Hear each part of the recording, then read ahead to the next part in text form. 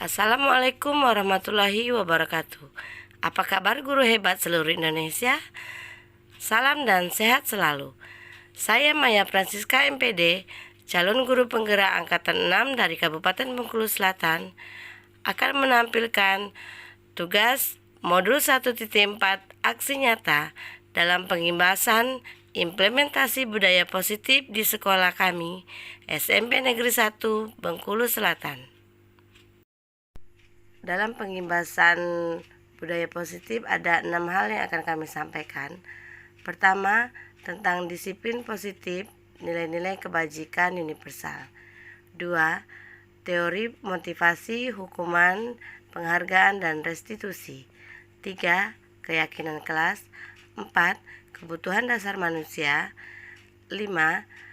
Tentang posisi kontrol sebagai seorang guru. Dan yang keenam, segitiga restitusi. Disiplin positif. Pernahkah kita mendengar kata disiplin? Apa yang terlintas di pikiran Anda?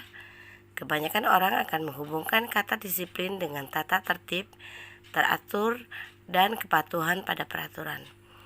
Merangkum dari pemikiran Bapak Ki Hajar Dewantara dan Diana Gosen, bahwa seseorang yang memiliki disiplin diri berarti mereka akan bisa bertanggung jawab terhadap apa yang dilakukannya, karena mereka mendasarkan tindakan mereka pada nilai-nilai kebajikan universal dan memiliki motivasi intrinsik, bukan intrinsik.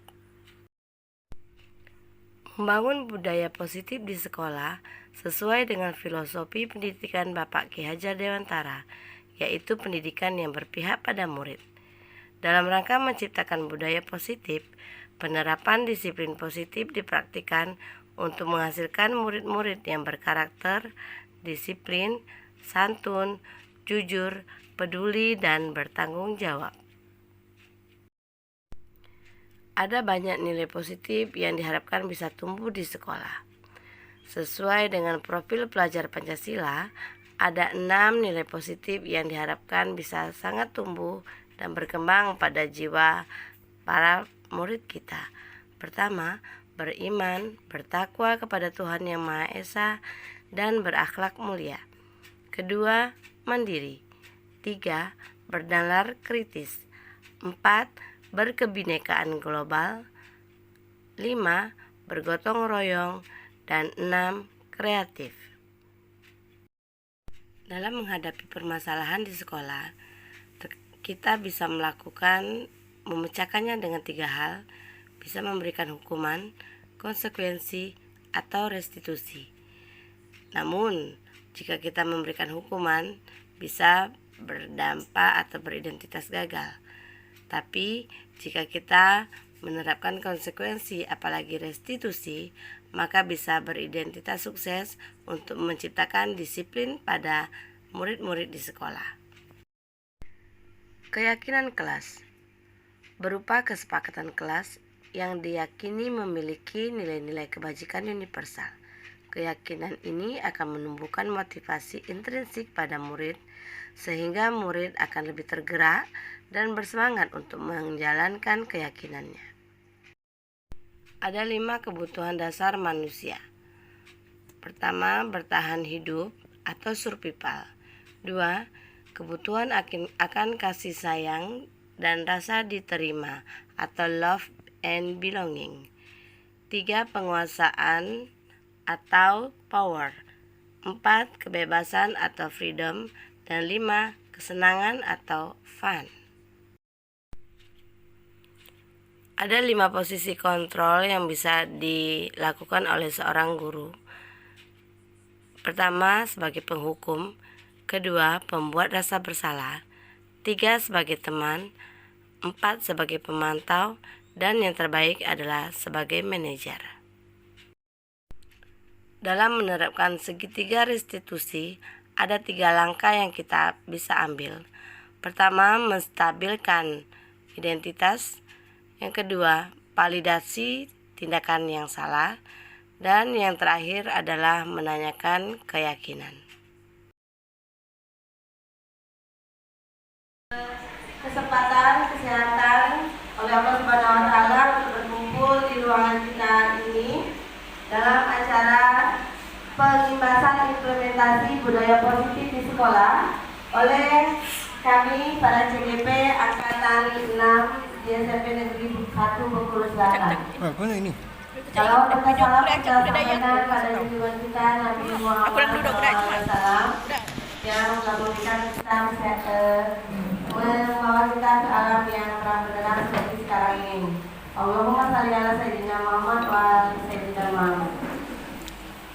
Dalam hal ini, marilah kita membuka kegiatan pengimbasan hari ini dengan bersama-sama mengucapkan lafaz basmalah. Bismillahirrahmanirrahim. Selanjutnya, kami minta kepada Pak Alwi Ismanto untuk menyampaikan sambutannya mewakili Kepala SMP Negeri 1 Bengkulu Selatan. Pada Bapak, silakan.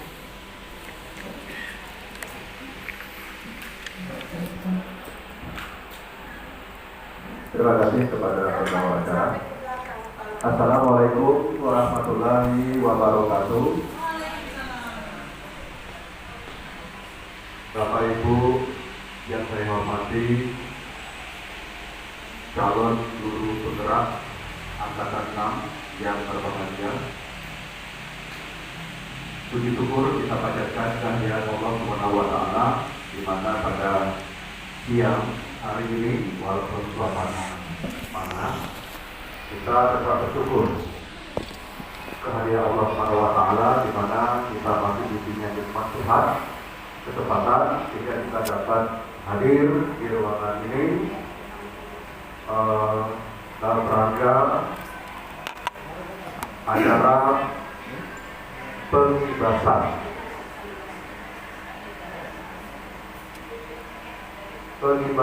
implementasi budaya positif di sekolah. Salam ini salam lalu kita sampaikan kepada junjungan Nabi kita Muhammad SAW. Mudah-mudahan dengan memperbanyak salawat atas Nabi kita di yaumil qiyamah nanti kita akan mendapat syafaat darinya. Amin, amin ya rabbal alamin.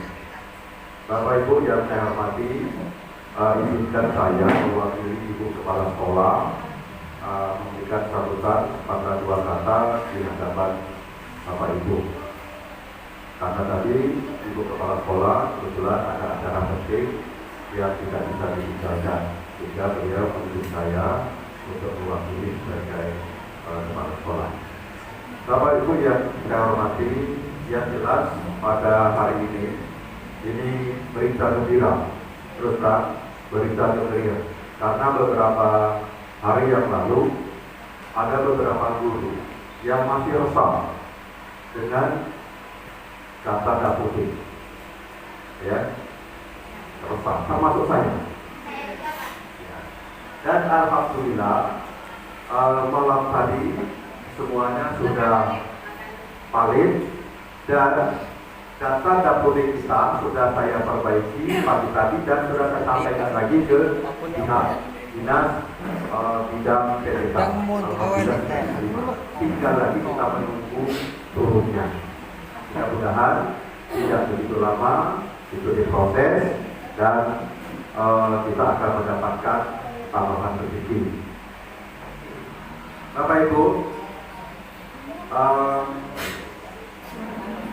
di depan kita ada 4 orang calon guru penggerak, satunya lagi berhalangan yaitu guru istri. Nah, sebagaimana spanduk yang ada di depan, judulnya pengibasan implementasi budaya positif di sekolah. Kemarin kita sudah melaksanakan pengibasan juga, yaitu tes lokakarya pembelajaran 1. Dan alhamdulillah kemarin sudah berjalan dengan baik. Tentu kita banyak mendapatkan ilmu, ya. Mudah-mudahan ilmu yang berhubungan dengan sekolah penggerak ini akan selalu bertambah, sehingga dalam pelaksanaannya nanti dapat kita implementasikan dengan baik. Mudah-mudahan. Dan pada hari ini sedang mencari jati diri. Jadi Bapak Ibu, saya kira tidak aneh kalau anak-anak SMP misalnya suka mudah tersinggung, minta perhatian, mudah berkelahi. Assalamualaikum warahmatullahi wabarakatuh. Apa kabar Bapak hari ini? Panas, ya. Betul sekali. Ruangan kita ini mungkin karena dia ada berada di kedua terasa panas, AC-nya kurang, ya. Tapi semoga hati kita dingin ya. Amin. Amin. Baik, di sini saya akan menyampaikan pengimbasan implementasi dari budaya positif di sekolah. Nah, di sini kita akan beranjak dulu dari kurikulum yang sedang kita pahami, yang kita hadapi sekarang adalah tentang kurikulum Merdeka. Nah, kurikulum Merdeka ini pencetusnya adalah dari Ki Hajar Dewantara. Bapak Ki Hajar Dewantara yang sangat menggaungkan tentang merdeka belajar. Jadi kurikulum Merdeka ini menurut Bapak Ki Hajar Dewantara adalah kurikulum yang berpihak pada murid, berpihak pada siswa. Memang di sini kita guru diharapkan bisa benar-benar berpihak pada siswa, walaupun siswa kan kita tahu punya kelebihan dan kekurangan. Dan kelebihan dan kekurangan siswa ini, bakat dan minatnya kita harus tahu. Seperti yang kemarin sudah disampaikan, bahwa di awal kita harus tahu diferensiasi anak masing-masing, bagaimana perbedaan anak-anak dalam tipe belajarnya, dan kita pun akan mengajar anak nanti juga dengan memahami perbedaan anak-anak tersebut. Di sini kita diharapkan tidak memaksakan pada anak bahwa anak itu harus bagus, ya, harus memahami langsung apa yang kita sampaikan, harus bisa. Tidak, karena anak-anak punya kelebihan dan kekurangannya masing-masing. Nah, tugas kita guru untuk menuntunnya supaya anak tadi bisa menjadi lebih paham, walaupun tidak 100% sesuai dengan keinginan kita. Kita di sini bertindak sebagai penuntut, seperti yang kemarin seperti yang saya sudah sampaikan, bahwa guru ini seperti Pak Tani yang menuntut tumbuhnya padi. Pasti ada padi yang tumbuh bernas, ada yang tidak. Nah, bagaimana kita berupaya supaya padi itu tumbuh sehat dan tumbuh banyak bernasnya. Nah, tugas kita bagaimana memupuknya, bagaimana kadar airnya. Jangan kita paksakan padi tumbuh menjadi jagung. Nah, begitu pula jangan kita paksakan siswa kita itu harus seperti kita, atau harus karena memang ini ibarat kata, kalau memang anak itu tidak begitu menguasai matematika, maka kita tidak bisa memaksakannya untuk harus bisa matematikanya itu. Dan tapi setidaknya kita menuntut mereka untuk bisa mengikuti, gitu. Nah, jadi di sini menurut Ki Hajar Dewantara, sesuai dengan filosofi pendidikannya, bahwa guru itu bertindak sebagai ing ngaso sutulodo, ing madya mangunkarso dan tuturi handayani. Bapak Ibu semua pasti sudah tahu, sudah sangat paham bahwa kita ini sebagai guru, sebagai ing ngaso sutulodo ini maksudnya bahwa guru bertindak sebagai teladan bagi muridnya. Kita mengajar siswa untuk berbuat positif, mengembangkan budaya positif. Kita pun harus dahulu mencontohkan pada siswa bagaimana budaya positif itu, bagaimana perbuatan yang positif yang baik itu seperti apa.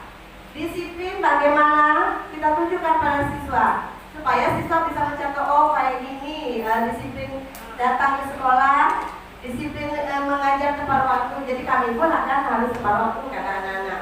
Disiplin berpakaian sesuai dengan seragam, disiplin dengan pakaian dengan rambut yang sesuai aturan. Kita mau meminta anak untuk rambut yang yang rapi, yang dengan sesuai aturan, maka kita guru pun harus mencontohkan juga. Nggak mungkin kita guru gondrong anak kita suruh dengan aturan yang sedemikian rupa pendek, kan. Jadi kita guru harus memberikan teladan yang baik. Kemudian ing madya mangunkarso, maksudnya ing madya mangunkarso ini di tengah-tengah guru harus memberikan semangat. Pun saat kita mengajar, kita harus tetap semangat di depan siswa. Di luar kita misalnya punya masalah pribadi, di rumah kita punya masalah dengan suami atau anak-anak, tapi di depan siswa kita harus tampil tetap smart, tetap semangat, tetap menampilkan senyum ceria kita dengan siap mengajar kita. Anak pun akan lebih semangat kalau kita terus berikan semangat. Selanjutnya yang terakhir adalah Teduri Handayani. Teduri Handayani itu mungkin Bapak Ibu juga sudah sangat tahu bahwa kita sebagai guru harus selalu memberikan dorongan, motivasi. Nah, kamu tuh ibu, bapak yakin kamu pasti bisa. Ya, jadi kita tidak memberikan kata-kata negatif, tapi kita berikan kata-kata positif, dorongan yang positif supaya anak bisa tumbuh sesuai dengan bakat dan minatnya. Nah, tadi sudah disampaikan tentang budaya positif ya. Budaya positif ini juga sesuai dengan filosofi Bapak Ki Hajar Dewantara, yaitu pendidikan yang berpihak pada murid. Harus ya berpihak pada murid kita. Ya kayak harus mengalah lah kita. Ya harus mengalah untuk bisa menuntut pada murid. Kita mungkin yang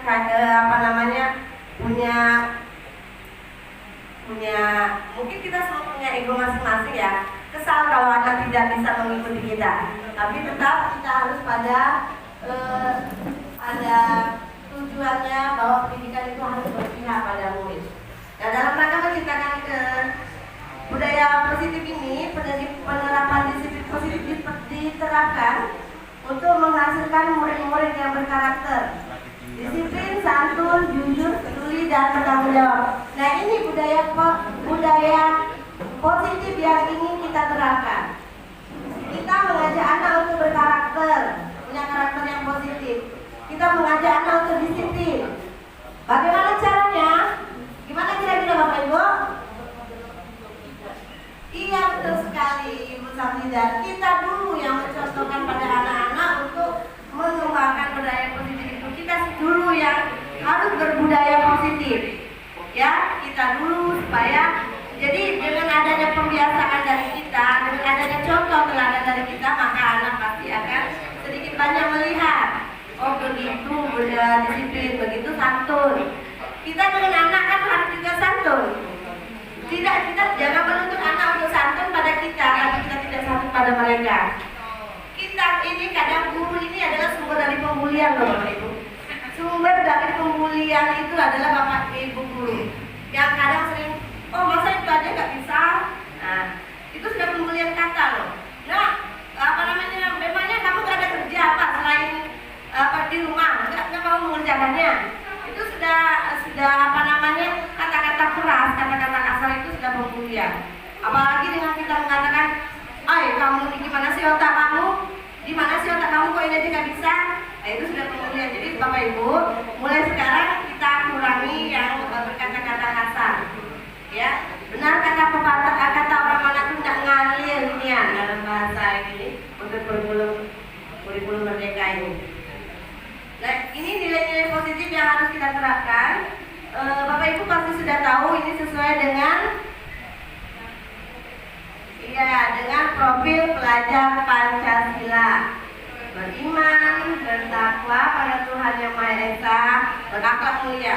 Beriman, bertakwa ini adalah nilai positif yang pertama yang harus kita tekankan. Karena kalau sudah beriman pada Tuhan, ya insya Allah yang lainnya pasti akan mengiringi. Itu awalnya. Kemudian mandiri.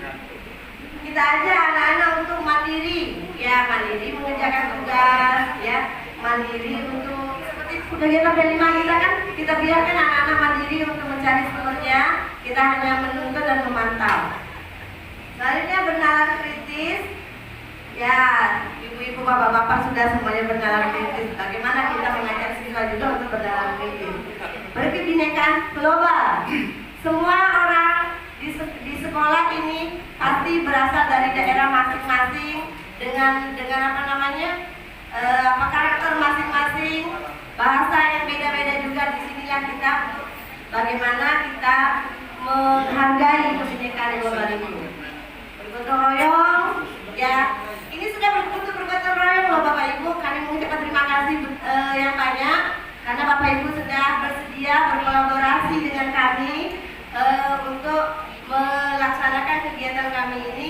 Sekali lagi terima kasih banyak kami ucapkan Bapak Ibu sudah bersedia bergabung di ruangan ini.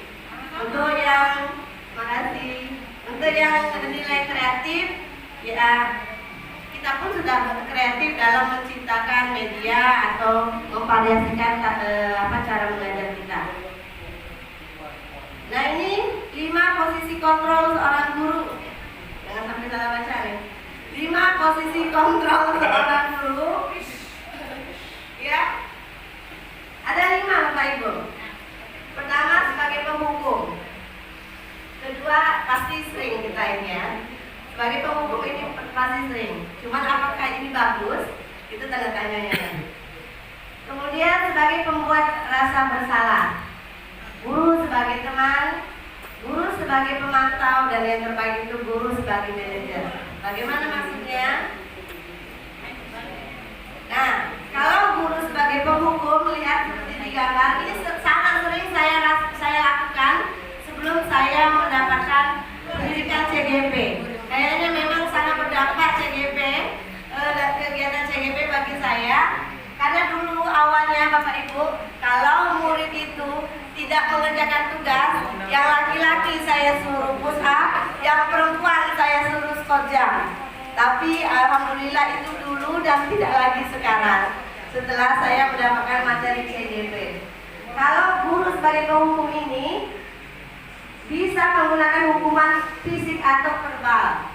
Ya, biasa itu dilakukan. Orang-orang yang menjalankan posisi penghukum senantiasa mengatakan bahwa sekolah memerlukan sistem atau alat yang dapat lebih menekan murid-murid lebih dalam lagi. Kadang kita berpatokan pada aturan atau tata tertib tanpa memikirkan lagi apa sih alasannya anak melakukan itu. Ada nggak sih toleransi kita sedikit kalau misalnya anak itu misalnya baru pertama atau kedua kali? Pasti juga kita berpikir, kita seorang guru yang menghukum pun harus ada tingkatan. Pertama misalnya kita kasih toleransi, kedua kasih misalnya surat ini dulu, surat perjanjian, baru yang ketiga kita kasih hukuman. Cuma sebenarnya hukuman juga tidak boleh Bapak Ibu. Diharapkan kita menghindari hukuman itu. Diharapkan kita tidak sebagai penghukum lagi. Ya nanti ada posisi kontrol yang lebih bagus dari penghukum. Jadi diharapkan di kurikulum Merdeka kita tidak lagi melakukan hukuman, memberikan hukuman pada murid baik fisik ataupun verbal. Fisik itu misalnya kita mukul seperti push up ini, mencubit misalnya. Dulu saya sering mencubit, dikit-dikit cubit. Sekarang alhamdulillah nggak lagi. Sampai nampis anak saya tuh hobi pokoknya kalau lagi yang takut pasti dia cubit. Itu karena dari kandungan sering cubit ya. Nah verbal pun nggak boleh kita menghukum secara verbal. Kamu ini seperti yang tadi kata-kata kasar tadi, itu kayaknya bisa juga menimbulkan rasa dendam di anak-anak. Itu nggak boleh. Iya.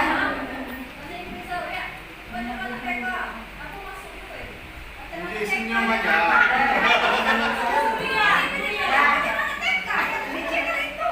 Betul, nah itu sering kita ucapkan. Sementara sekarang kita harus lebih mengurangi itu Ibu Sam. Ya, kita kurangi. Banyak cara nanti yang bisa kita lakukan. Pendekatan.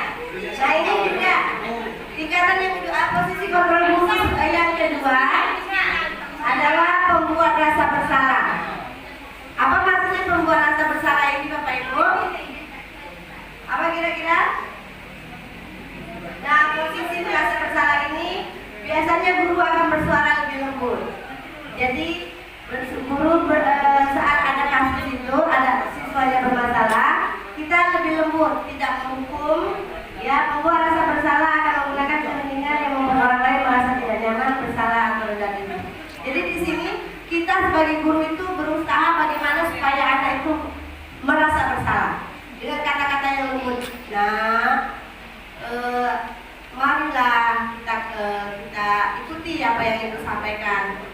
tolong jangan begitu.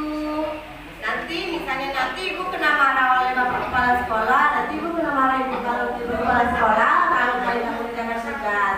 Nah, ini adalah usaha untuk menimbulkan rasa bersalah pada anak-anak, ya. Tapi ini lebih baik daripada kita menghukum atau memberikan kata-kata kasar pada anak. Nah ini yang lebih baik lagi kita sebagai teman, guru sebagai teman. Apa yang sering kita lakukan? Guru sebagai teman. Ya Bu, gimana? Iya, Ibu Samsidar menanyakan bagaimana menjadi teman pada anak murid. Sebenarnya ini bisa kita ciptakan dengan kita punya chemistry dengan anak-anak. Kita lebih membuka diri supaya lebih dekat dengan anak-anak. Posisi kontrol guru dengan anak-anak yang sebagai teman ini, ya kita memang harus lebih dekat dengan anak-anak. Kita menganggap anak-anak itu teman yang bukan siswa yang harus kita cekoki dengan ilmu yang harus paham. Lalu bagaimana menganggap mereka teman, supaya saat mereka pun menerima kita belajar, dia mau menerima kita. Jadi memang harus ada pendekatan terlebih dahulu. Ya, kita harus bisa menganggapnya teman juga. Ya, kita masuki dunia mereka. Kalau teori kuantum begitu, kita masuki dulu dunia mereka, dunia anak-anak, baru kita ajarkan pendidikannya. Kemudian sebagai pemantau, kita berarti guru memantau atau mengawasi. Pada saat kita mengawasi, kita tanggung jawab atas perilaku orang-orang yang kita awasi. Posisi pemantau berdasarkan pada peraturan dan konsekuensi. Dengan menggunakan sanksi atau konsekuensi, kita dapat memisahkan hubungan pribadi kita dengan murid sebagai seorang yang menjalankan posisi pemantau. Pemantau ini maksudnya begini Bapak Ibu. Misalnya, misalnya siswa tadi bermasalah. Kita sampaikan, kita kan punya aturan seperti di sini. Kita tidak langsung menghukum anak. Kita dengarkan apa permasalahan anak. Kemudian kita dengarkan alasan mereka membuat salah, misalnya. Kemudian kita sampaikan aturan-aturan kita. Nah, selanjutnya kita kasih waktu mereka. Kita lepas. Kita lihat adakah perubahan pada mereka setelah kita sampaikan, setelah kita nasihati tadi bahwa kita punya aturan. Jadi kita memantau mereka, tidak menghukum mereka, tapi memantau setelah memberikan nasihat dan menyampaikan aturan atau konsekuensi yang ada di sekolah kita. Dan yang terakhir, guru adalah sebagai manajer. Manajer ini bukan manajer di kantor ya, tapi manajer di sekolah memang. Ya. Manajer di sekolah dalam posisi di mana guru berbuat sesuatu bersama murid, mempersilahkan murid bertanggung jawab, mempertanggungjawabkan perilakunya, mendukung murid agar dapat menemukan solusi atas permasalahannya sendiri. Di posisi manajer ini, murid diajak untuk menganalisis kebutuhannya maupun kebutuhan orang lain. Guru dapat berkolaborasi dengan murid bagaimana memperbaiki kesalahan yang ada. Murid dibimbing untuk bisa mandiri. Jadi ini tetap saat ada murid yang bermasalah atau terjadi kasus lah Bapak Ibu. Di posisi ini yang kita diharapkan. Jadi kita tidak diharapkan tidak sebagai penghukum, tidak sebagai membuat rasa bersalah, tapi di sini. Jadi di posisi manajer ini maksudnya kalau ada anak yang bermasalah, kita ajak ngomong, kita panggil, kita ajak ngomong. Ya, kemudian kita minta anak untuk menyampaikan.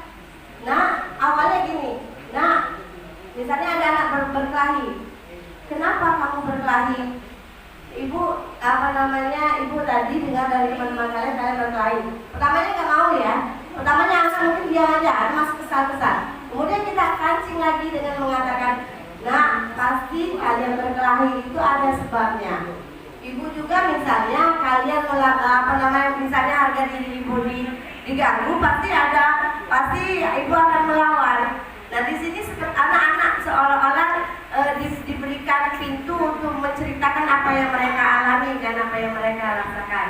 Selanjutnya setelah tahu yang misalnya berdua anak berkelahi, dua-duanya sudah kita mintai alasan kenapa mereka berkelahi, baik korban atau pelaku, karena pasti dua-duanya punya alasan kan. korban pasti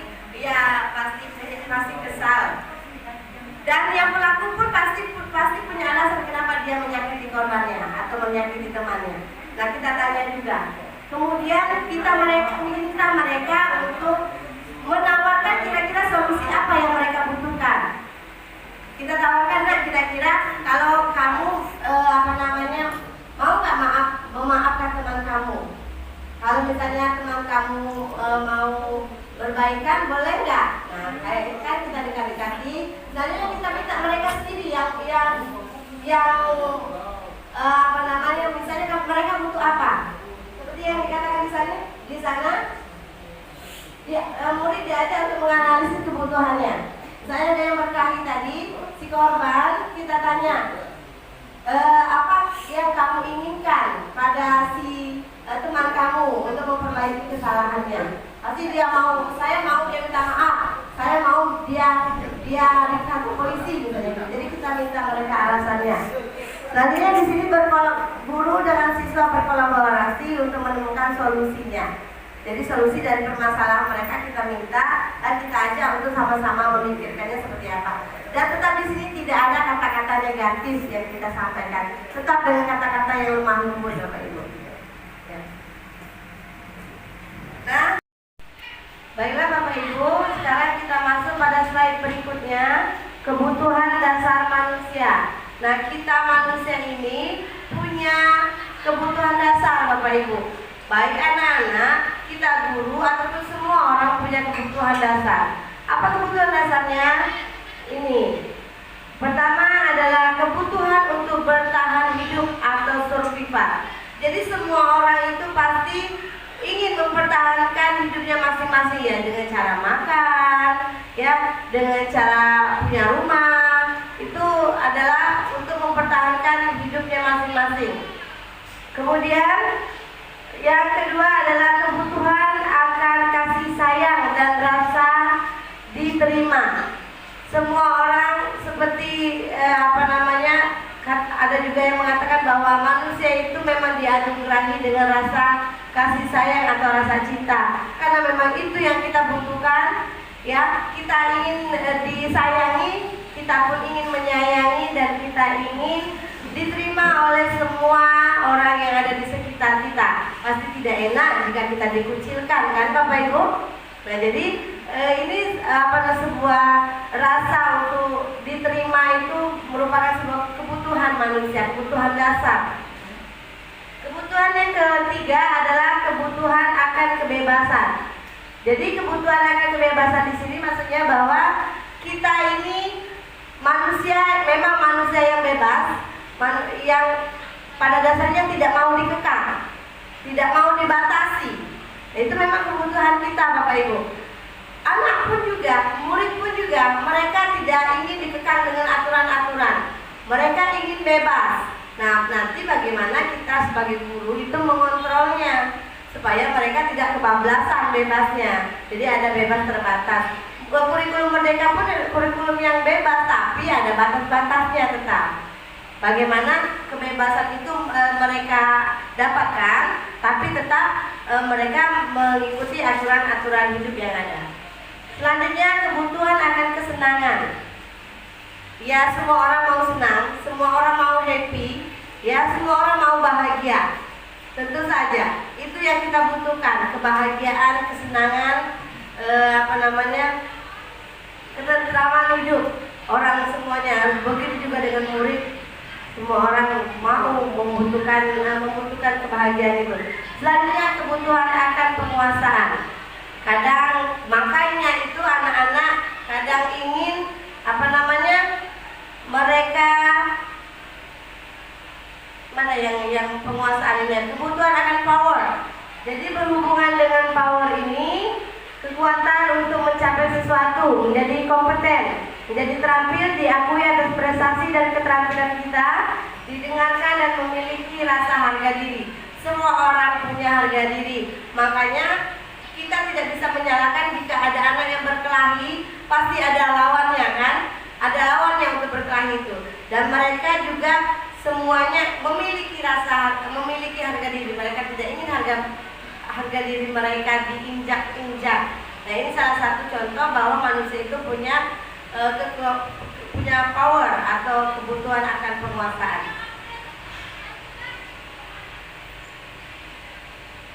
Selanjutnya, kita sebagai guru ini harus memiliki posisi kontrol atau restitusi, Bapak Ibu.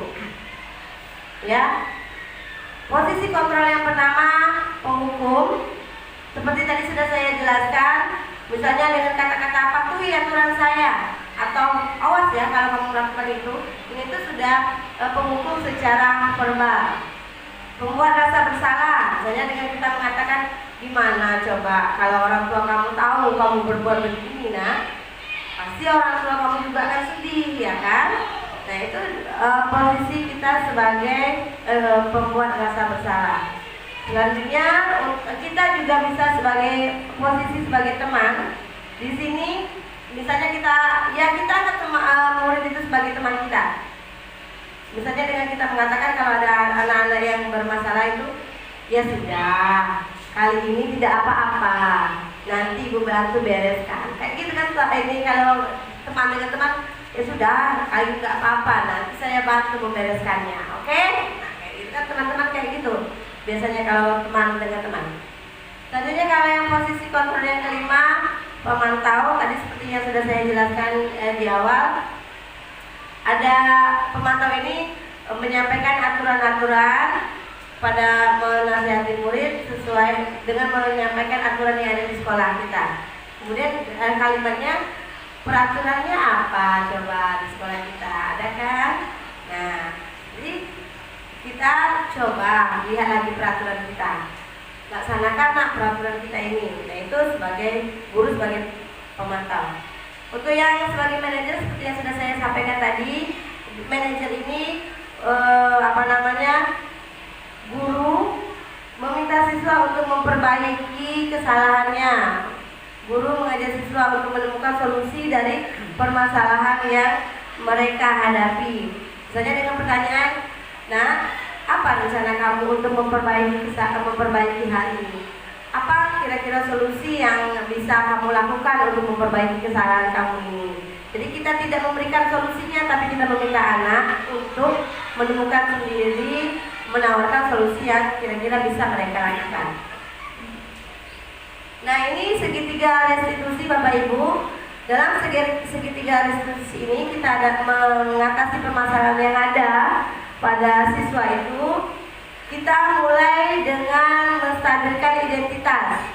Di menstabilkan identitas ini ada pernyataan bahwa setiap orang pasti pernah melakukan kesalahan. Kamu bukan satu-satunya orang yang pernah melakukan ini. Misalnya mereka berkelahi ya, terus ada anak yang tadi yang benar-benar yang menonjok temannya, kita katakan, kita stabilkan dulu identitas mereka. Nah, kamu bukan satu-satunya orang yang pernah melakukan ini. Kalaupun bapak dalam posisi kamu, pasti bapak akan melakukan seperti itu. Kalaupun ibu dalam posisi kamu, pasti ibu akan melakukan hal yang sama seperti yang kamu lakukan. Nah, ini kita berarti sudah menstabilkan identitas anak tadi. Jadi kita kembalikan identitas mereka sebagai seorang anak yang walaupun melakukan kesalahan pasti punya alasan. Selanjutnya, posisi validasi tindakan yang salah. Maksudnya validasi tindakan yang salah ini kita memaklumi tindakan mereka dengan menyatakan kamu tentu punya alasan mengapa melakukan hal itu, karena pasti punya alasan. Nah, kira-kira apa alasan kamu? Atau dengan kita mengatakan, adakah cara yang lebih efektif untuk mendapatkan apa yang kamu butuhkan, nak? Selain menyakiti teman kamu, selain menampar teman kamu, kira-kira apa cara yang efektif untuk bisa kamu lakukan? Nah, itu berarti kita sudah melakukan validasi tindakan yang salah. Kita memaklumi kesalahan mereka, bukan berarti kita menerima kesalahan mereka, tapi kita memaklumi dulu. Selanjutnya, baru kita tahap ketiga, menanyakan keyakinan. Menanyakan keyakinan di sini, kita kan sudah membuat keyakinan kelas atau kesepakatan kelas ya. Kemudian kita tanyakan pada anak, Ya, kita kelas apa yang telah kita sepakati kemarin ya, atau aturan sekolah apa yang sudah kita terapkan di sekolah ini, yang ada di sekolah kita. Bisa kamu sebutkan lagi kan? Nah, menurut kamu kira-kira kamu melanggar keyakinan kelas ini tidak?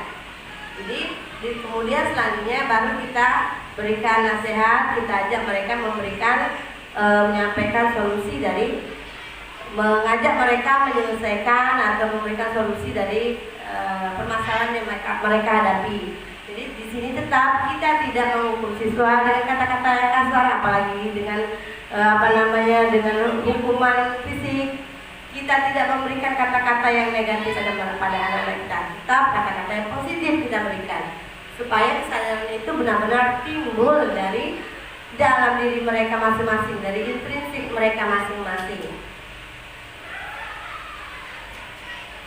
Jadi penerapan budaya positif ini, misalnya saat murid ribut di kelas, kita tidak langsung menghukumnya di depan anak-anak lainnya, Bapak Ibu. Jadi kita panggil mereka untuk mengajak mereka mencari solusinya. Budaya positif itu kita minta anak menerapkannya, tentu saja kita harus mencontohkan terlebih dahulu, Bapak Ibu. Ya.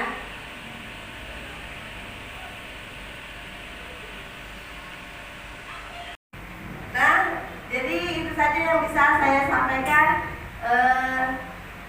Silakan Bapak Ibu untuk memberikan umpan balik yang ingin ditanyakan dari yang saya sampaikan tadi.